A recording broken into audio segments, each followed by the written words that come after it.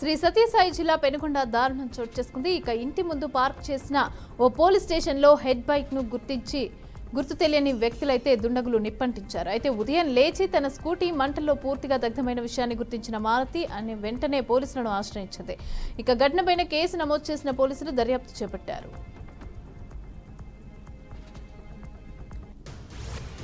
BRS MLC కవితపై Janasena నేత వేమూరి శంకర్ గౌడ్ మండిపడ్డారు. తమ పార్టీ అధినేత AP deputy CM Pawan Kalyan పై కవిత చేసిన వ్యాఖ్యలు అభ్యంతరకరమన్నారు. పవన్ కళ్యాణ్ మీలాగా అధికార దాహంతో కాకుండా అంకిత భావంతో కష్టపడి పేదలకు అండగా ఉన్నారని తెలిపారు. జనసేన పార్టీ 2 తెలుగు రాష్ట్రాల్లో రిజిస్టర్ అయి ఉందని, మేము అక్కడ పోటీ చేస్తా, ఇక్కడ కూడా పోటీ చేస్తామని ఆయన తేల్చి చెప్పారు.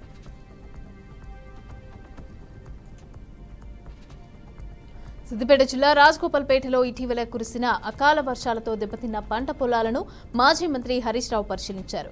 ప్రభుత్వం ముందు చూపు లేక పచ్చిరొట్టె విత్తనాలను ఇవ్వటం లేదని అన్నారు. ఇక కౌలు రైతులు గుర్తించి కాంగ్రెస్ ప్రభుత్వం ఎందుకు పట్టించుకోవటం లేదని విమర్శించారు. ఇక కౌలు రైతులు రెండుకు చెడ్డ రేవడ్లాగా అయ్యిందని అన్నారు. వడగళ్ల వర్షంతో నష్టపోయిన కౌలు రైతులను ఆదుకోవాలని డిమాండ్ చేశారు.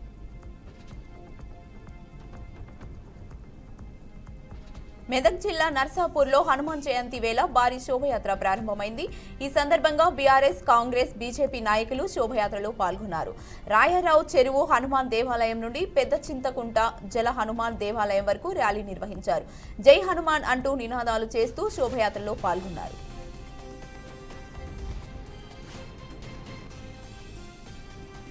వైసీపీ ఎమ్మెల్సీ మేరికా మురళీధర్కి నెల్లూరు జిల్లా పోలీసులు నోటీసులు పంపారు. ఇక శ్రీనివాస మైన్ అధికారంలో పార్టీ నాయకులు కోట్ల రూపాయలను క్వార్ట్ అక్రమంగా దోచేస్తున్నారని ఆయన చేసిన వ్యాఖ్యలకి గాను ఈ నోటీసులు ఇచ్చినట్లుగా పోలీసులు అయితే తెలిపారు. ఇక దీంతో గూడూరు రూరల్ తీవ్ర ఉద్రిక్త పరిస్థితులనైతే నెలకొన్నాయి.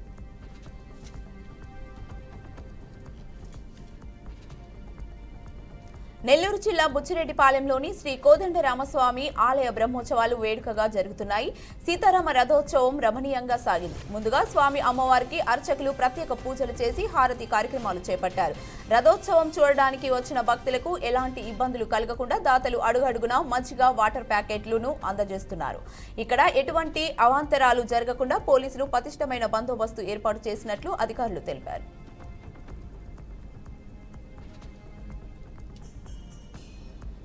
జగిత్యాల జిల్లా మల్యాల మండలంలోని ప్రముఖ పుణ్యక్షేత్రం కొండగట్టు శ్రీ ఆంజనేయ స్వామి సన్నిధిలో హనుమాన్ చిన్న జయంతోత్సవాలు వైభవోపేతంగా జరుగుతున్నాయి.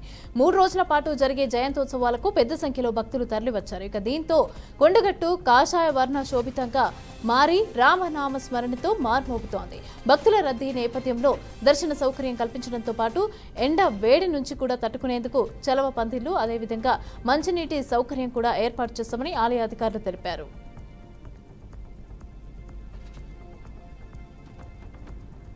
పద్మశ్రీ వనజీవి రామయ్య ఇక లేరనే వార్త విని తీవ్ర విచారానికి లోనయ్యానని ఆంధ్రప్రదేశ్ ముఖ్యమంత్రి చంద్రబాబు పేర్కొన్నారు.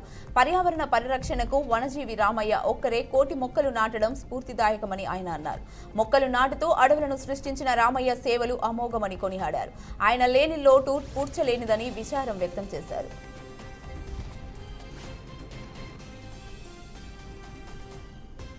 తిరుమల గోశాలలో 100కు పైగా గోవులు మరణించాయి అంటూ వైసీపీ నేత భూమన కరుణాకర్ రెడ్డి చేసిన వ్యాఖ్యలపై మంత్రి ఆనం రామనారాయణ రెడ్డి మండిపడ్డారు. భూమన వ్యాఖ్యలను ఆయన ఖండించారు. టీటీడీ గోశాలలో ఆవులు చనిపోయాయంటూ గోబెల్స్ ప్రచారం చేస్తున్నాయని మండిపడ్డారు. ఇక గోవుల విలువ తెలియని వ్యక్తులు ఈ ప్రచారం చేస్తున్నారని విమర్శలు చేశారు. అయితే ముఖ్యమంత్రి చంద్రబాబు గోవును తల్లిగా భావిస్తారని ఆనం రామనారాయణ తెలిపారు.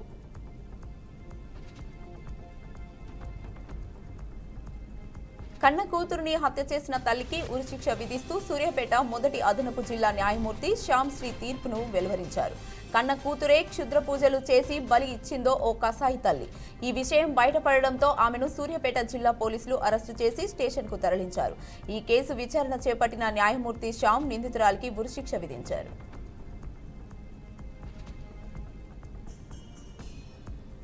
నెల్లూరు జిల్లా కావలి పట్టణంలో ఇంటింటికి ఎమ్మెల్యే కార్యక్రమాన్ని నిర్వహించారు. అయితే ఈ సందర్భంగా ఆయన ప్రతి ఇంటికి తిరిగి ఎమ్మెల్యే కావ్య కృష్ణారెడ్డి స్థానిక ప్రజల సమస్యలను అడిగి తెలుసుకున్నారు. ప్రజలకు ఏమైనా సమస్యలు ఉంటే ఆర్జీ రూపంలో తనకు అందజేస్తే సంబంధిత అధికారులతో చర్చించి సమస్యను వెంటనే పరిష్కరిస్తామని చెప్పారు. ఇక అనంతరం నాయకులు, కార్యకర్తలతో కలిసి తెలుగుదేశం పార్టీ జెండాను ఆవిష్కరించారు.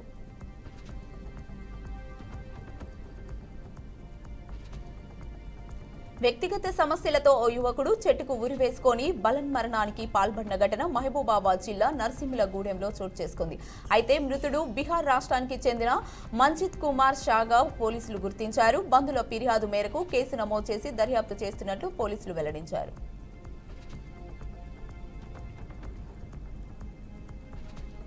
శ్రీ సత్యసాయి జిల్లా బుక్కపట్నం అటవీ ప్రాంతంలోని నాటు సారా తయారీ కేంద్రాలపైన ఎక్సైజ్ ఆకస్మిక దాడులైతే చేశారు. ఇక అటవీ ప్రాంతంలో తయారీకి ఉంచిన 250 లీటర్ల నాటు సారా ఊటను ఎక్సైజ్ పోలీసులైతే గుర్తించి ధ్వంసం చేశారు. ఎక్సైజ్ పోలీసుల రాకను గమనించిన తయారీదారుడు నాటు సారా ఊటను అక్కడే వదిలేసి పరారయ్యాడు. పరారైన వ్యక్తి కోసం పోలీసులు గాలిస్తున్నారు.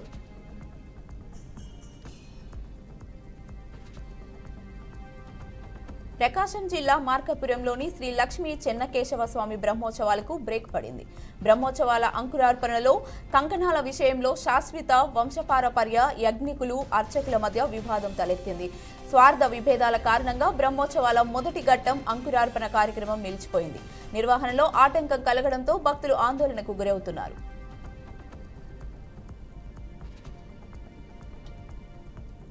విశాఖ జిల్లా అనకాపల్లి జిల్లాలో ఓ వాహనానికి త్రుటిలో పెను ప్రమాదమైతే తప్పింది. యలమంచిలి మండలం రేకుపాలెం జంక్షన్ వద్ద లారీని ఇషర్ బాక్స్ వ్యాన్ ఢీకొట్టింది. అయితే ఈ ప్రమాదంలో వ్యాన్ ముందు భాగం నుజ్జునుజ్జైంది.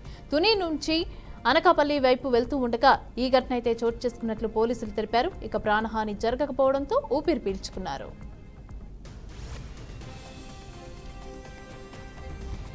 ఖమ్మం జిల్లా సత్తిపల్లిలోని ఓ ప్రైవేటు ఫంక్షన్ హాల్లో బీఆర్ఎస్ ముఖ్య కార్యకర్తల సమావేశం నిర్వహించారు.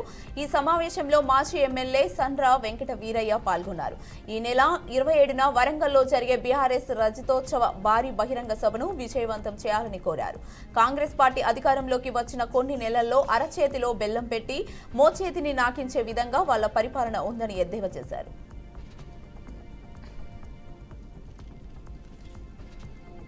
6 దశాబ్దాలుగా పర్యావరణ పరిరక్షణకు కృషి చేసిన వనజీవి రామయ్య మరణం తీరని లోటని ఏపీ ఉప ముఖ్యమంత్రి పవన్ కళ్యాణ్ పేర్కొన్నారు. వనజీవి మరణంపై దిగ్భ్రాంతి వ్యక్తం చేశారు. రామయ్య కుటుంబ సభ్యులకు ప్రగాఢ సానుభూతి తెలుపుతూ ఆవేదన వ్యక్తం చేశారు. వనజీవి రామయ్య స్ఫూర్తిని కొనసాగిస్తామని పేర్కొన్నారు. సింగపూర్ సర్కార్ కీలక నిర్ణయం తీసుకుంది. తాజాగా మార్క్ శంకర్ ను కాపాడిన వారిని సత్కరించింది. కాగా ఈ ప్రమాదంలో చిక్కుకున్న 16 మంది చిన్నారులను 6 పెద్దవారిని అక్కడి భారతీయ ప్రవాసులు కాపాడారు. వారందరినీ తాజాగా సింగపూర్ ప్రభుత్వం సత్కరించింది. ఇక కర్నూలు జిల్లా ఆదోని మున్సిపాలిటీ పైన జరుగుతున్న అవిశ్వాస తీర్మానంపై ఎమ్మెల్యే పార్థసారథి స్పందించారు. ప్రజల సంక్షేమంపై పట్టించుకొని వైఎస్ఆర్సీపీ నాయకత్వంపై ప్రజల్లో అసంతృప్తి పెరుగుతోందన్నారు. అవిశ్వాస తీర్మానాన్ని వ్యతిరేకిస్తూ మున్సిపల్ చైర్పర్సన్ బోయా శాంత 15 రోజులుగా రోడ్డుపై కూర్చొని నిరసన తెలిపారు. అయితే వైఎస్ఆర్సీపీ పార్టీకి చెందిన ఏ ఒక్క కౌన్సిలర్లు కూడా పలకరించలేదని, అదొక పార్టీనా అంటూ కూడా పార్థసారథి వాపోయారు. వైజాగ్ ఫిలిం క్లబ్ కోసం కొన్ని రోజులుగా వ్యతిరేక వార్తలు వినిపిస్తున్నాయని మాజీ మంత్రి గంటా శ్రీనివాసరావు అన్నారు. ఫిలిం ఇండస్ట్రీ వైజాగ్ వచ్చే విధంగా అప్పట్లో చర్యలు తీసుకున్నామని ఆయన తెలిపారు. 2019లో ప్రభుత్వం మారిన తర్వాత క్లబ్ ఏర్పాటు మోటో మారిపోయిందని మండిపడ్డారు. అంతేకాకుండా ఎన్నికల కోసం నోటిఫికేషన్ ఇస్తే అందులో అవకతవకలు పాల్పడ్డారని ఆగ్రహం వ్యక్తం చేశారు. కర్మాన్ ఘట్ హనుమాన్ శోభాయాత్ర కన్నుల పండుగగా జరుగుతోంది. ఈ యాత్రలో ఎలాంటి అవాంఛనీయ సంఘటనలు జరగకుండా పోలీసులు సిబ్బంది సీసీ కెమెరాలతో ప్రత్యేక నిఘా ఏర్పాటు చేశారు. అలాగే భక్తుల సౌకర్యార్థం మంచినీటికి అదేవిధంగా మజ్జిగ శిబిరాలు కూడా ఏర్పాటు చేశామని అన్నారు. ఈ సందర్భంగా హనుమాన్ శోభాయాత్రలో కొన్ని ప్రాంతాల సీసీటీవీ ఫుటేజీని కూడా మీడియాకు విడుదల చేయడం జరిగిందని తెలియజేశారు. తెలంగాణ రాష్ట్రం పూర్తిగా అప్పుల ఊబిలో కూరుకుపోయిందని సిపిఐ ఎమ్మెల్యే కూనంనేని సాంబశివరావు అన్నారు. రాష్ట్రం అప్పుల నుంచి కోలుకోవాలంటే కేంద్రం సాయం అవసరమని తెలిపారు. అలాగే తెలంగాణ రాష్ట్రాన్ని అప్పుల ఊబి నుంచి బయటపడేలా చేయడానికి బీఆర్ఎస్ పార్టీ సలహాలు సూచనలు ఇవ్వాలని ఈ సందర్భంగా కూనంనేని కోరారు. అలాగే ఇటీవల కేంద్ర ప్రభుత్వం పార్లమెంట్లో ప్రవేశపెట్టి ఆమోదం తెలిపిన వక్ఫ్ సవరణ చట్టంపై కూనంనేని స్పందిస్తూ వక్ఫ్ బోర్డు కోసం చట్టం చేయాల్సిన అవసరం లేదని అన్నారు.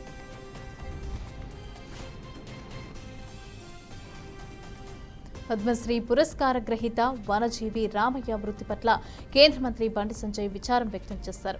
పర్యావరణ పరిరక్షణకు అపారమైన సేవలు అందించి వనజీవి బిరుదుతో ప్రసిద్ధిగాంచిన రామయ్య మరణం బాధాకరమని అన్నారు. రామయ్య తన కుటుంబ సభ్యులకు సైతం చెట్ల పేర్లను పెట్టడం ద్వారా పర్యావరణం పట్ల తనకున్న ప్రేమను చాటుకున్న మహానీయుడని ఆయన సేవలను కొనియాడారు.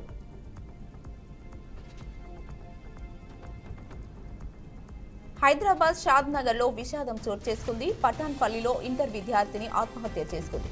చేవెళ్ల గురుకుల కాలేజ్లో ఇంటర్ చదువుతున్న స్టూడెంట్ ప్రణీత బాత్రూంలో ఉరివేసుకుని మృతి చెందింది.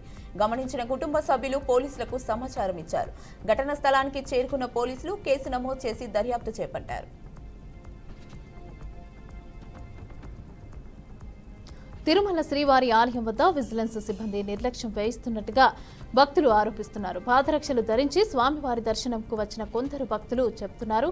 అయితే వైకుంఠం క్యూ కాంప్లెక్స్ లోని సెక్యూరిటీ చెకింగ్ పాయింట్లు దాటుకొని మరీ రావడంపై వారు ఆగ్రహాన్ని వ్యక్తం చేస్తున్నారు.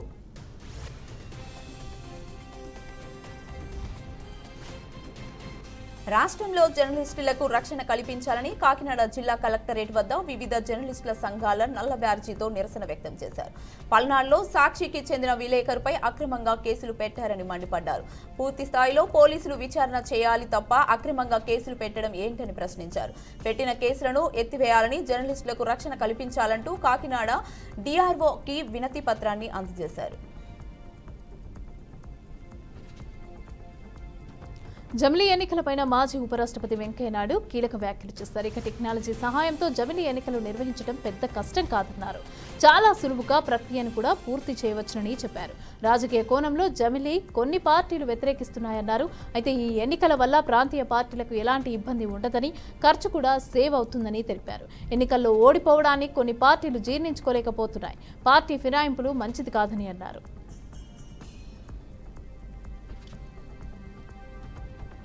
గవర్నర్లు రాష్ట్రపతికి పంపే బిల్లుల ఆమోదంలో గత కొంతకాలంగా జాప్యం జరుగుతుందనే ఆరోపణలు వస్తున్నాయి.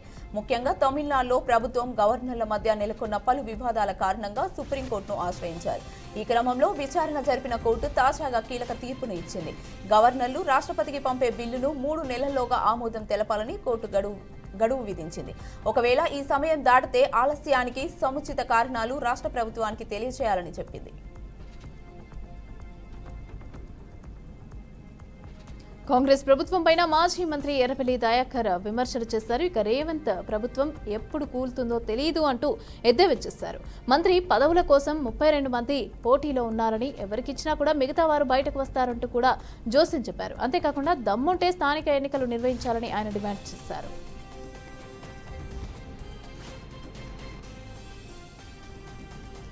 వైసీపీపై మంత్రి ఆనం రామనారాయణ రెడ్డి తీవ్ర స్థాయిలో మండిపడ్డారు. గత 5 ఏళ్లలో వ్యవస్థను భ్రష్టు పట్టించారని ఆగ్రహం వ్యక్తం చేశారు. తప్పుడు కేసులు పెట్టి వేధించాలన్న ఉద్దేశం మాకు లేదని ఆయన తేల్చి చెప్పారు. టీటీడీ గోశాలలో గోవులు మరణించాయని తప్పుడు ప్రచారం చేశారని విమర్శించారు.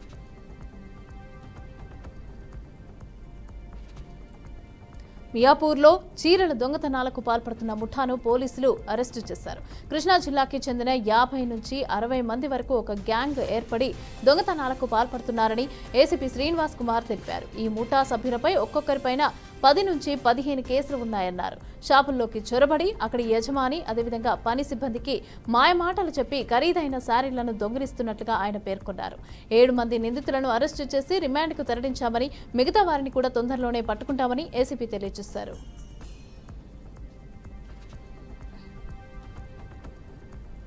ఏపీ ఇంటర్ ఫలితాలపై మంత్రి నారా లోకేష్ స్పందించారు. ఫలితాల్లో ప్రభుత్వ కాలేజీలు వృద్ధి సాధించాయని ఆయన తెలియజేశారు.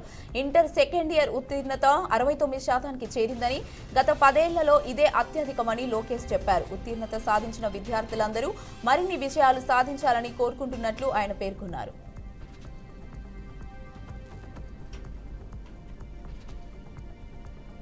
కాంగ్రెస్ ఎమ్మెల్సీ విజయశాంతికి బెదిరింపు కాల్స్ వచ్చినట్లుగా ఆమె భర్త తెలిపారు. అంతు చూస్తానంటూ చంద్రకిరణ్ రెడ్డి అనే వ్యక్తి మెసేజ్లు పంపాడని ఆయన పేర్కొన్నారు. ఇక బంజారాహిల్స్ పోలీసులకు విజయశాంతి దంపతులు ఫిర్యాదులు చేశారు. దీంతో అతనిపై పోలీసులు కేసు నమోదు చేసి దర్యాప్తు చేపట్టారు.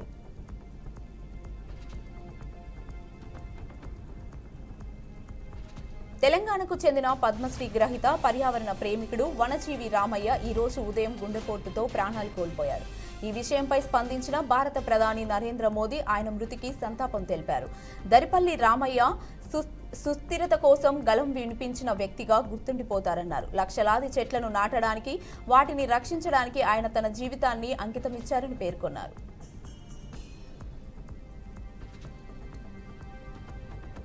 కడప జిల్లాలోని సుప్రసిద్ధ శ్రీ కోదండ రామస్వామి ఆలయంలో నిన్న సీతారామ కళ్యాణ మహోత్సవం కన్నుల పండుగగా జరిగింది. దీనిపైన ఇవాళ టీటీడీ చైర్మన్ బిఆర్ నాయుడు స్పందించారు. ఇక నిన్న ఒంటిమిట్టలో జరిగిన శ్రీరామ కళ్యాణ ఏర్పాట్లపైన సీఎం చంద్రబాబు సంతృప్తి వ్యక్తం చేశారని వెల్లడించారు. ఉదయం నుంచి సాయంత్రం వరకు టీటీడీ ఆధ్వర్యంలో అన్నప్రసాదాలు పంపిణీ చేయడంపై సంతోషం వెల్లబుచ్చారని తెలిపారు.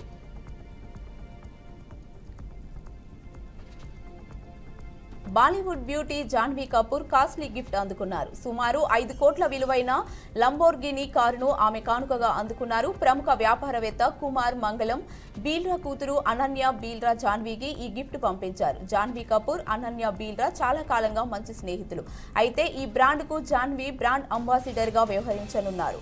తన బ్యూటీ ప్రోడక్ట్ బ్రాండ్కు జాన్వీ సహకరించినందుకు కానుకగా అనన్య ఈ ఖరీదైన లంబోర్గినీ కారును ఆమెకు గిఫ్ట్గా పంపించినట్లు తెలిపారు. కర్మాన్ ఘాట్ వీరాంజనేయ స్వామి దేవాలయం నుంచి శ్రీ వీర్ హనుమాన్ విజయ యాత్ర ఘనంగా ప్రారంభమైంది. సరూర్ నగర్, దిల్సుఖ్ నగర్, మలక్పేట్ మీదుగా విజయ శోభాయాత్ర కొనసాగుతున్నట్లుగా అధికారులైతే వెల్లడించారు. ఇక భక్తుల నినాదాలతో యాత్ర మార్మోగింది. అంతేకాదు ఈ అద్భుతమైన దృశ్యాలను హైదరాబాద్ పోలీసులు డ్రోన్ కెమెరాల ద్వారా చిత్రీకరించారు. అయితే భద్రత కోసం భారీ బందోబస్తును ఏర్పాటు చేసినట్లు వారు తెలిపారు.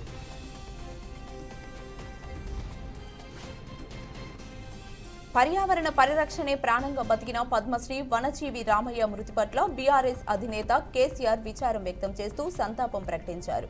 ప్రపంచానికి పచ్చదనం ప్రాముఖ్యతను ప్రచారం చేసిన వనజీవి రామయ్య లక్షణం మహోన్నతమైనదని అన్నారు. మొక్కల పెంపకం కోసం వనజీవిగా మారిన దర్పల్లి రామయ్య జీవితం రేపటి తరహాలకు ఆదర్శనీయమని కొనియాడారు. ప్రపంచ పర్యావరణం కోసం సాగిన మానవ కృషిలో వనజీవిగా ఆయన చేసిన త్యాగం అసమాన్యమైనదని కేసీఆర్ అన్నారు.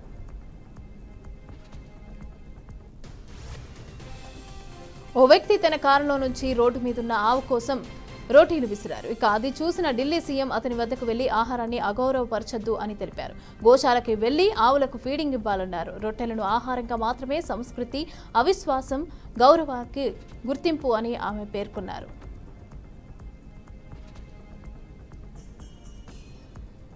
జమ్మూ కాశ్మీర్లోని ఆక్నూర్ సెక్టార్ వద్ద ఉన్న నియంత్రణ రేఖ దగ్గర ఎదురుకాల్పులు జరిగాయి. ఆ ఎన్కౌంటర్లో ఆర్మీకి చెందిన జూనియర్ కమిషనర్ ఆఫీసర్ ప్రాణాలు కోల్పోయాడు. అయితే చొరబాటకు ప్రయత్నించిన ఉగ్రవాదుల్ని తిప్పికొట్టామని అధికారులు తెలిపారు.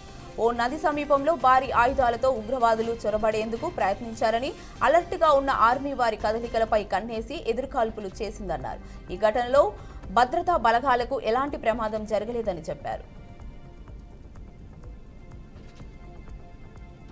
పశ్చిమ గోదావరి జిల్లా పాలకొల్లులో మంత్రి రామానాయుడు పర్యటించారు. అయితే ఈ సందర్భంగా 14 కోట్లతో దామయ్యపర్తి మురుగు డ్రైన్ కాంక్రీట్ గోడ నిర్మాణ పనులకు కూడా ఆయన శంకుస్థాపన చేశారు. అయితే గత టీడీపీ ప్రభుత్వంలో జరిగిన డ్రైన్ కొద్దిపాటి పనులు, అదేవిధంగా వైసీపీ ప్రభుత్వంలో విధ్వంసానికి గురయ్యాయని మండిపడ్డారు. కేవలం అధికారం అనుభవించారు తప్ప అభివృద్ధి చేయలేకపోయారని ఆగ్రహం వ్యక్తం చేశారు.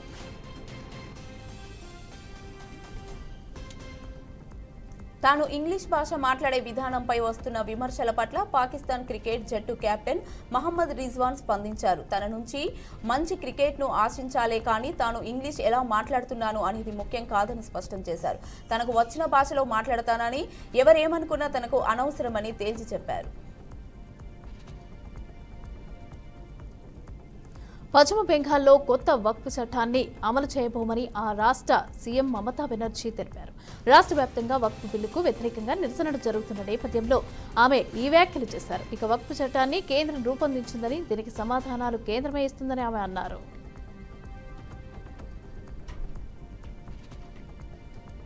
బంగాళాఖాతంలో ఏర్పడిన అల్పపీడనం బలహీనపడింది.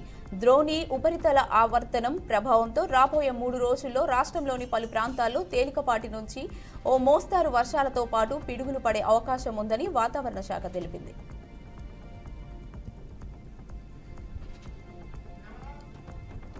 ఢిల్లీ క్యాపిటల్స్ తో ముంబై ఇండియన్స్ తలపడనుంది. ఇక ఇప్పటికే ఢిల్లీకి చేరుకున్న హార్దిక్ సేన ప్రాక్టీస్ ను ముమ్మరం చేసింది. అయితే ఢిల్లీ వాతావరణం ఒక్కసారిగా మారిపోయింది. ఇప్పటికే ఢిల్లీ విమానాశ్రయంలో పలు విమానాల రాకపోకలకు అంతరాయమైతే ఏర్పడింది. ఈ దుమ్ము ఎఫెక్ట్ ముంబై ఇండియన్స్ జట్టుపైన పడింది. ఆ జట్టు ఆటగాళ్లు ప్రాక్టీస్ చేస్తూ ఉండగా విపరీతంగా దుమ్ము వచ్చేసింది. అదే సమయంలో రోహిత్ తన సహచరులను వెనక్కి వచ్చేయడంతో పిలుస్తూ అరిచిన వీడియోలు కూడా వైరల్ గా మారాయి.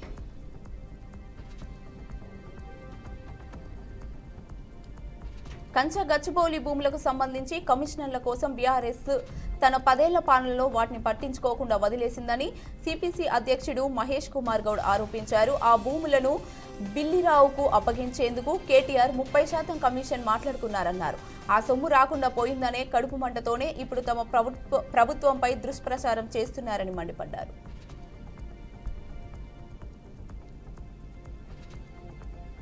అమెరికాలో నివసిస్తున్న 6,000 మంది వలసదారులను ట్రంప్ ప్రభుత్వం రికార్డుల్లో చంపేసింది. వారంతా జీవించి ఉన్నప్పటికీ కూడా అధికారులు మాత్రం రికార్డుల్లో మరణించినట్లుగా అప్డేట్ చేశారు. దీంతో వారి సోషల్ సెక్యూరిటీ నెంబర్ ఆటోమేటిక్గా రద్దవుతుంది. అమెరికాలో సోషల్ సెక్యూరిటీ నెంబర్ అనేది తప్పనిసరి. అంతేకాదు ఉద్యోగం కానీ ఏదైనా చిన్నపాటి పని కానీ చేసుకునే వీలు కూడా ఉండదు. వలసదారులు తమకు తామే అమెరికాను విడిచి వెళ్లిపోయేలాగా చేసేందుకు అధికారులు ఈ నిర్ణయం తీసుకున్నట్టుగా సమాచారం.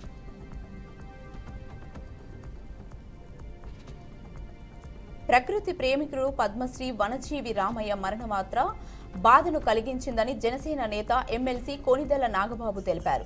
గతంలో హైదరాబాద్లో అటవీశాఖ ఆధ్వర్యంలో జరిగిన కార్యక్రమంలో ఆయనను సన్మానించడం జరిగిందని గుర్తు చేశారు. రామయ్య లాంటి రియల్ హీరోకు పద్మశ్రీ దక్కడం అనేది ప్రకృతి పట్ల ఆయన అంకితభావం, నిబద్ధతకి నిదర్శనమన్నారు.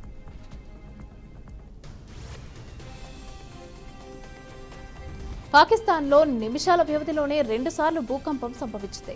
రిక్టార్ స్కేల్ పైన 4.3, 5.8 తీవ్రతతో భూమి కంపించింది. ఉదయం 11:54 సమయంలో 4.3 తీవ్రతతో భూ ప్రకంపనలు వచ్చాయని అక్కడి అధికారులైతే తెలిపారు. పాక్ అఫ్ఘాన్ తజికిస్తాన్ సరిహద్దు సమీపంలో భూమికి 88 కిలోమీటర్ల లోతులో భూకంప కేంద్రం ఉన్నట్లుగా గుర్తించారు. అయితే ఈ ఘటనలో ఎటువంటి ప్రాణ, ఆస్తి నష్టం సంభవించలేదని పేర్కొన్నారు. అమెరికా, చైనా దేశాలు పరస్పరం సుంకాలు పెంచుతూ ప్రపంచ వాణిజ్యంలో ఆజ్యం పోస్తున్నాయి. ఒకవైపు అమెరికా అధ్యక్షుడు డొనాల్డ్ చైనా ఉత్పత్తులపై ఏకంగా 145% టారిఫ్లను పెంచారు. ఇందుకు బదులిచ్చిన చైనా తమతో ఇలాంటి బెదిరింపు ధోరణి పనిచేయదంటూ ఎదురు 125% సుంకాలను పెంచుతున్నట్లు ప్రకటించింది. అమెరికా అనుసరిస్తున్న విధానం ఒక నెంబర్ గేమ్ అని, ఆర్థికంగా ఎలాంటి ప్రాముఖ్యత లేదని చైనా అభిప్రాయపడింది.